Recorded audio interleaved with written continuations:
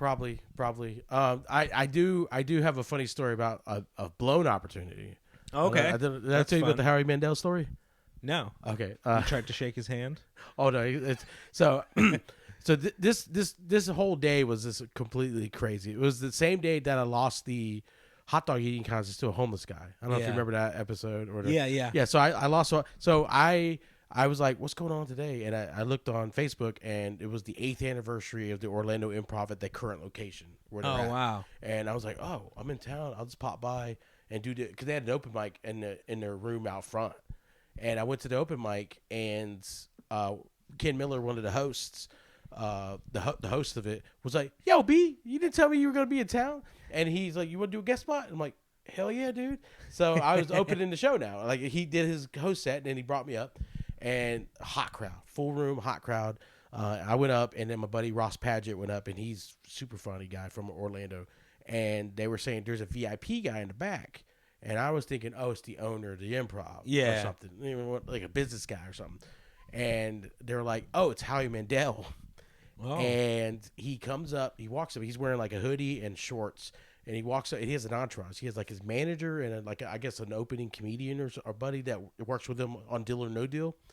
So he walks up to me, and they all get real close. He's real close, which is weird because I know he's like a notorious germaphobe. Yeah. He's real close, and he's doing callbacks to my jokes. To me. Wow. Him and his manager and stuff. They were like, he's like, you were very funny. I was like, what? I was blown away. I got way too excited. And I got a selfie with him and his entourage. And then he went up and he dropped 20 hot minutes, like 10 minutes of like old stuff, doing impressions and stuff of like Bobby from Bobby's World and Gizmo and stuff.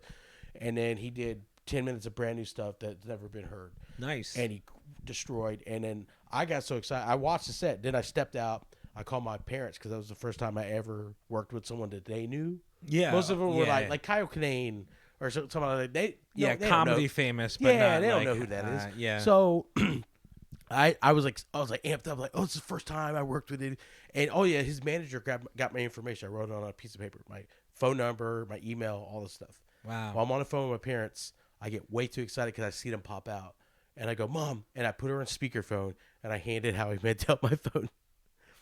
And the look of disappointment on everyone's face. I didn't hand it to him, to hold it. I just brought it to where he could speak into it. Like, I don't, I still kept in mind. My mouth is agape. Yeah, exactly. That's, yes. Yeah. So, oh, dude. Oh, man. Just all the cool points, all gone. I can almost in my mind hear. I didn't see it, but I can almost hear the paper crumbling as my information gets dropped into a trash can. It was, and from that day on, I was like, I'll never fangirl for any comic, no matter. Like last night, it was theater, provide this opportunity, but I'm over in the back playing it too cool for school because I'm just like, Howie Mandel. Dude, yeah. Yeah, it was unbelievable.